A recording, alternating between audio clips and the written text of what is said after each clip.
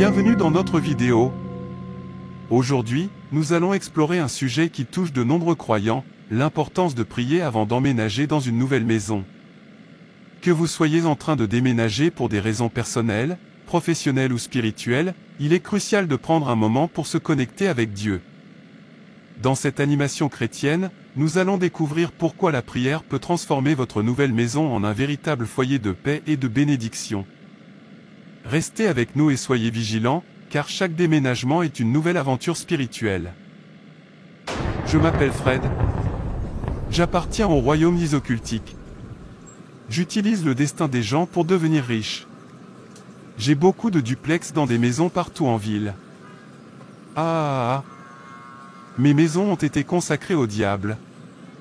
Je vole le destin de mes locataires pour devenir riche. Tu ne peux pas rester chez moi et réussir. Peu importe ta richesse et ton confort, une fois dans mon appartement, ta vie va commencer à s'effondrer et tu resteras stagnant. J'enterre des choses dans les fondations de mes maisons pour surveiller les progrès de mes locataires. Je les surveille spirituellement afin de détruire leur destin. Ma maison est une maison de tueurs de destin, de cauchemars sataniques, de pauvreté et d'arriération.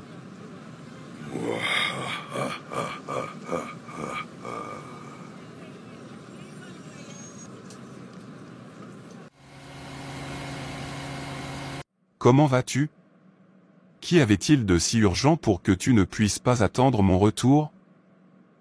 Pas grand-chose. Le propriétaire est venu à la maison ce matin et comme je récupérais quelque chose dans la rue d'Aix-en-Grave-Côté, j'ai décidé de passer t'informer. Il nous a donné 2 semaines pour chercher un autre appartement. Il envisage de vendre sa maison et l'acheteur souhaite commencer les travaux. Seulement 2 semaines? Pourquoi ne nous a-t-il pas prévenu plus tôt? Comment verrons-nous un nouvel appartement dans 14 jours? Il devrait nous donner 1 à 2 mois pour commencer à chercher un appartement avant notre départ. Alors, elle est là-tu demander ce qu'il adviendrait de notre argent puisque notre loyer n'est pas encore échu? Pas de problème. Appelle tes amis et n'importe quel agent immobilier que tu connais. Il faut qu'on commence à chercher un nouvel appartement. Je vais faire pareil. Il a dit qu'il nous rembourserait. Il a dit que tu devrais venir le voir à ton retour. C'est exactement ce que je vais faire. J'espère que tout se passera bien. Fred, je vois que tu as encore 2 appartements vides dans ta maison. J'amènerai des locataires pour qu'on puisse continuer à utiliser leur destin pour de l'argent. J'ai demandé à l'autre locataire de se partir immédiatement. Il commençait à trop prier et me perturber constamment. Cette fois, assure-toi que cette personne ne soit pas croyante, pour que notre tâche soit facile. Il a transformé ma maison en lieu de prière, et sa femme était très spirituelle. Je n'ai pas besoin de ce genre de locataire. J'ai besoin de chrétiens faibles, de ceux qui dorment et oublient de prier, de ceux qui sont très froids spirituellement. Ce sera comme tu l'as dit. Plus de croyants convaincus.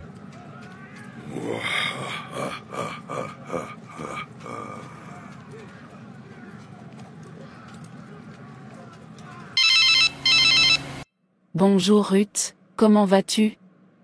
Je vais bien, mais j'aurais vraiment besoin de ton aide. Mon propriétaire prévoit de vendre sa maison et il nous a demandé de déménager dans les 2 semaines. Je suis vraiment dans une situation difficile en ce moment. Connaissez-vous un agent immobilier qui pourrait nous aider à trouver une maison? Je vais bien, ma chère amie. C'est tellement inattendu. Je vais en parler à mes amis et voir s'ils peuvent m'aider. J'ai même oublié qu'il y a un appartement vide dans la rue d'Aix-en-Grave-Côté, mais il est très cher. Le quartier est-il sûr et sécurisé? Pourriez-vous m'y emmener pour que je puisse me renseigner et savoir s'il n'y a pas de criminalité? De plus, ce ne doit pas être très loin pour mon mari. Tu sais qu'ils peuvent l'appeler à tout moment en cas d'urgence à l'hôpital. Oui, ce serait bien. Je vais là-bas en voiture, donc j'y serai dans 10 minutes. Merci beaucoup et à bientôt. Au revoir. C'est tout près de chez moi et tu sais où je suis. Bref, peux-tu venir et allons voir ça ensemble? Je suis vraiment désolée pour le court préavis, votre propriétaire est vraiment méchant. Il est censé vous donner au moins un mois, voire plus, pour chercher un nouvel appartement et déménager. Tu es vraiment quelqu'un de bien, car si c'est moi, je ne déménagerai pas. Ton mari devrait lui demander de payer les dommages. Merci beaucoup pour votre aide. Chercher un appartement peut être stressant, coûteux et épuisant. Ma chère sœur, c'est comme ça que ça doit se passer, mais pour éviter tout désaccord, nous allons déménager discrètement. Je t'ai dit de venir en voiture, mais tu as refusé. Voici la maison. C'est mieux ainsi, avant que le propriétaire ne voie ma voiture et ne pense que je suis riche. J'espère que l'appartement est agréable et abordable. J'aime déjà ce domaine. Il est magnifique. Il est beau et agréable, mais il est cher. Waouh, elle est magnifique. Je l'aime. Tout est parfait, l'environnement, la maison elle-même. Mon mari va apprécier. Je savais que vous l'aimeriez aussi. Allons voir à l'intérieur, puis nous irons voir le propriétaire.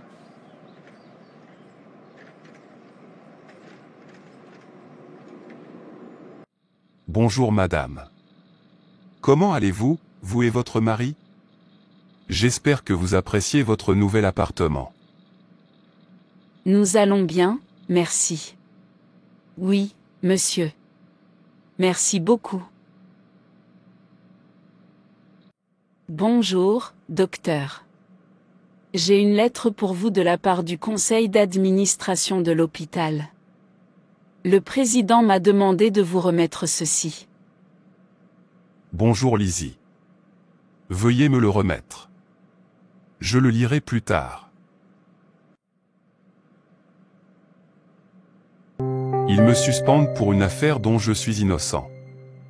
Ces patients VIP et leurs problèmes. Cet homme était déjà mort avant qu'ils ne l'amènent ici. Maintenant, ils accusent l'hôpital. S'ils n'avaient pas porté plainte contre l'hôpital, je n'aurais pas été suspendu. Comment peuvent-ils me suspendre après tout ce que j'ai fait pour que cet hôpital en soit là aujourd'hui? Ma femme a récemment perdu son emploi et maintenant, je suis suspendu, et ils ne me paient même pas. Comment allons-nous survivre? J'ai dépensé toutes mes économies pour louer et emménager dans un nouvel appartement. Je suis tellement fauché que ce n'est pas le moment.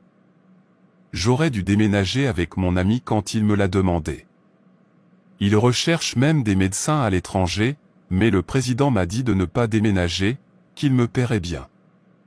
Je n'arrive pas à croire qu'il m'ait suspendu et qu'il ait pris parti pour la famille des patients VIP. Je suis tellement en colère. Que dire à ma femme? Elle se doutera que quelque chose ne va pas, vu que je suis rentré plus tôt. Je ne sais même pas comment le lui dire, alors je vais lui dire la vérité. Bon retour. Mais pourquoi es-tu revenu à cette heure-ci? As-tu oublié quelque chose? Non, je me sens fatigué, alors je suis revenu me reposer. Du repos? Il y a vraiment quelque chose qui cloche. Viens te reposer, et tu pourras me dire quel est le problème quand tu seras prêt. Que se passe-t-il? Je te connais trop bien. Tu n'es pas content. Tu te souviens de cette affaire VIP dont je t'ai parlé? Celle qui a traîné notre hôpital en justice? J'ai été suspendu à cause de cette affaire. Apparemment, c'est moi le médecin qui l'a soigné, alors ils me blâment, mais je leur ai dit que je n'avais pas senti son pouls quand ils l'ont amené. Si l'hôpital préfère la famille du patient VIP à moi, alors c'est fini. Je m'attendais à ce que le président me croie, mais c'est comme ça. Je suis vraiment désolé, mon cher. Tu travailles tellement dur et tu ne mérites pas ça. Tu réponds toujours présent en cas d'urgence, même en dehors des heures de service. Tu as bon cœur et je te crois. Ensemble, nous surmonterons cette épreuve. Merci beaucoup de m'encourager. Nous allons surmonter cette épreuve ensemble. Votre nouveau locataire est déjà en difficulté. Tu es tellement doué dans ce que tu fais. Ce n'est que le début. Ils commenceront bientôt à vivre au jour le jour. Je les surveille spirituellement. Leur seule chose tangible est cette voiture qu'ils vendront très bientôt. Je lui ai volé son destin pour pouvoir être promu.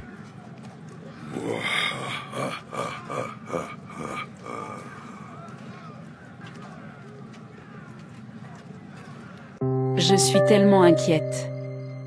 Ta sœur arrive et il n'y a rien à manger dans cette maison.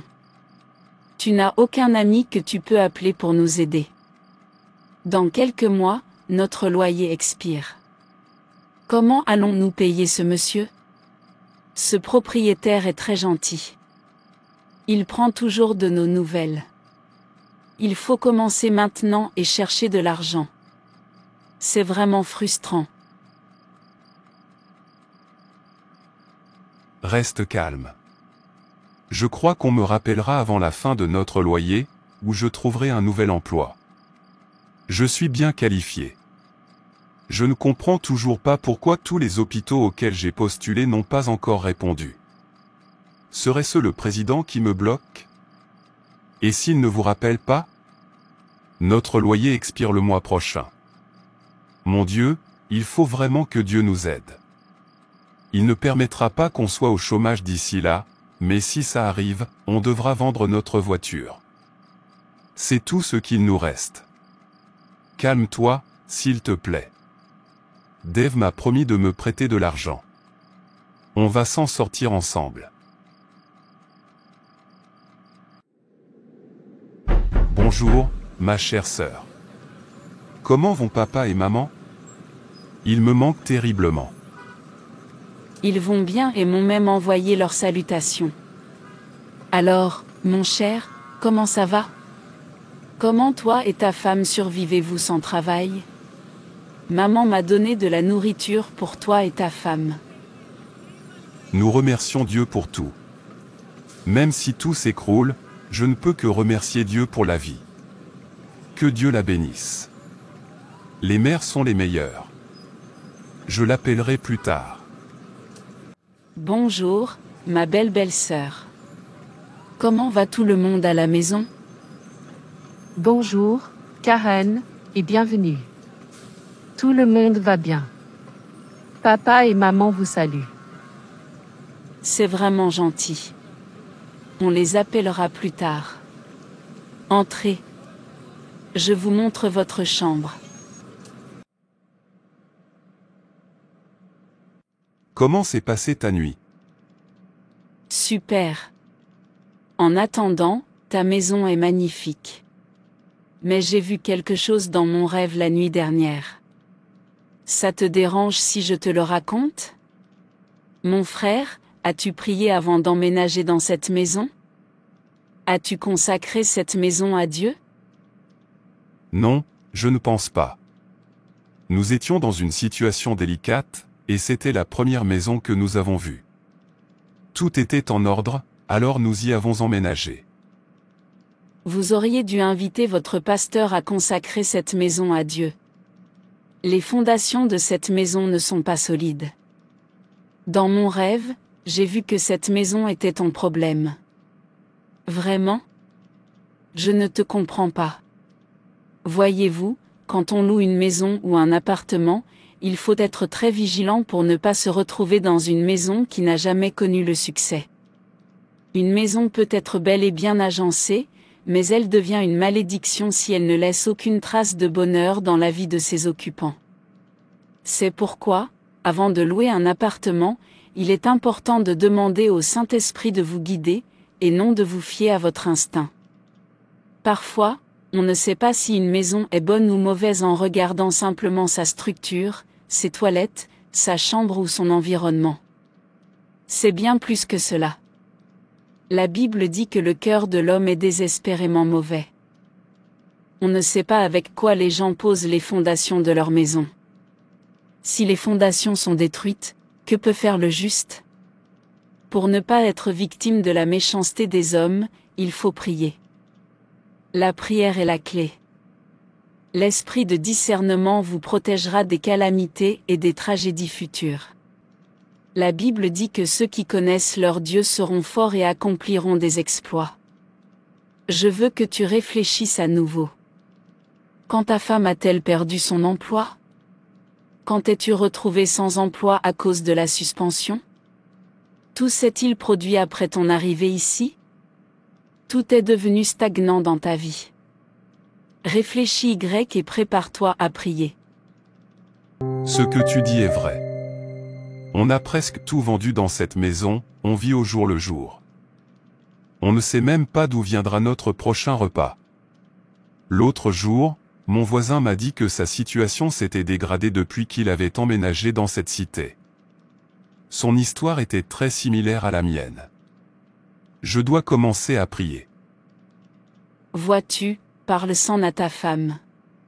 Faisons une prière de minuit ce soir pour que les choses changent dans votre vie. Ce que vous ignorez ne vous fera pas de mal, au nom de Jésus. Amen. Père, nous te remercions pour ce soir. Merci pour ta fidélité envers nos vies. Sois exalté au nom de Jésus. Tandis que nous prions, nous couvrons cet environnement du sang de Jésus et nous soumettons tous les démons territoriaux qui y œuvrent, au nom de Jésus. Amen. La parole de Dieu dans les psaumes 18, versets 4 à 45, dit que dès qu'ils entendront parler de moi, ils m'obéiront. Les étrangers s'enfuiront. Ils seront effrayés et sortiront en tremblant de leur cachette. Étrangers, démons territoriaux de cet environnement, je prends autorité sur vous. Écoutez la parole du Seigneur et obéissez-moi. Nous vous ordonnons de trembler dans vos cachettes, au nom de Jésus. Nous couvrons les fondations de cette maison du sang de Jésus. Nous détruisons tout charme et tout fétichisme enfoui dans cette maison par le feu du Saint-Esprit. Sang de Jésus, entre dans les fondations de cette maison et purifie-la pour qu'elle me soit favorable, au nom de Jésus. Toute alliance de rituels sanglants, toute chose morte dans cette maison, brise-la au nom de Jésus. Tout pouvoir qui utilise cette maison où je vis pour m'attaquer, qu'attends-tu? Périssez par le feu au nom de Jésus. La Bible dit dans Jérémie 29 verset 5, « Construisez des maisons et habitez-les, plantez des jardins et mangez en les produits. » Cette terre doit me favoriser. Tout ce qui m'engloutit dans ma destinée, tout ce qui engloutit ma grandeur dans cette maison, reçoit le feu et meurt au nom de Jésus. Ô terre, écoute la parole du Seigneur, vomis toutes les bénédictions de cette famille que tu as engloutie, au nom de Jésus. Tout ce qui a été semé pour appauvrir les habitants de cette maison, soit consumé par le feu et détruit au nom de Jésus. Amen. Toi, cette maison, tu ne me causeras pas de problème, au nom de Jésus. Saint-Esprit, réduis en cendres toute propriété du diable dans cette maison, au nom de Jésus. Toi, cette maison, je la gagnerai, la ferai prospérer et l'agrandirai en vivant en toi, au nom de Jésus. Vous, hommes forts de cette maison, qui les empêchez de prospérer, soyez détruits au nom de Jésus. Que toute transaction démoniaque ayant lieu dans cette maison soit tonnée et dispersée au nom de Jésus. Amen. Que toute forme d'arriération, de pauvreté ou de disgrâce dans cette maison soit brisée et libérée au nom de Jésus. Je déconnecte cette maison de tout lien maléfique environnemental et de tout réseau satanique, au nom de Jésus. Je m'associe à ma femme et déclare que cette maison ne nous videra pas, qu'elle ne deviendra pas notre tombe, au nom de Jésus. Amen. Nous brisons tout lien maléfique entre cette maison et l'esprit de pauvreté qui pèse sur les locataires, au nom de Jésus. Toute forteresse de l'ennemi qui menace le destin des locataires de cette maison, soit détruite au nom de Jésus. Père, tout ce que tu n'as pas planté dans cette maison et qui pourrait nous détruire plus tard, ôte-le au nom de Jésus. Je couvre cette maison du sang de Jésus. Père, que cette maison soit ta demeure. Que le ciel soit ouvert dans cette maison. Que tous ceux qui t'invoquent dans cette maison, exauce-les promptement au nom de Jésus. Nous ne mendirons jamais pour manger dans cette maison, mais nous aurons de l'abondance au nom de Jésus. Amen. Amen. Amen. Merci, Jésus, de nous avoir exaucés. Nous consacrons cette maison à Dieu au nom du Père, du Fils et du Saint-Esprit. Amen. Bonjour, monsieur. Rien de bon ce matin. Pourquoi nous dérangeriez-vous la nuit? Vous ne saviez pas qu'on est dans une cité et qu'il est interdit de crier la nuit? Criez. Monsieur, s'il vous plaît, on ne criait pas. On priait seulement, et ce n'était même pas fort. Vous voulez faire de ma maison un lieu de prière? S'il vous plaît, vous n'avez pas le droit de prier ici. Soit tu m'obéis, soit tu plies bagage. Pourquoi ne pouvons-nous pas prier? Vous auriez dû nous le dire quand nous avons loué la maison. Bref, je vous en prie, monsieur, je ne peux pas vous promettre que je ne prierai pas, car je continuerai à prier Dieu.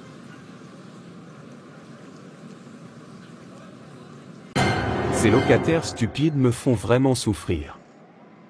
Ils veulent anéantir tout mon travail avec leurs prières. Il ferait mieux de se préparer à partir avant de me déshonorer. Laissez-moi partir et prendre davantage de pouvoir. Leurs prières m'ont vraiment affaibli. J'ai failli devenir fou. Merci, Jésus. Ma suspension a été levée. Père, je te remercie. J'ai aussi trouvé un autre emploi. Chérie, viens voir quelque chose. Ma suspension a été levée et j'ai aussi trouvé un nouveau travail. Merci, Jésus.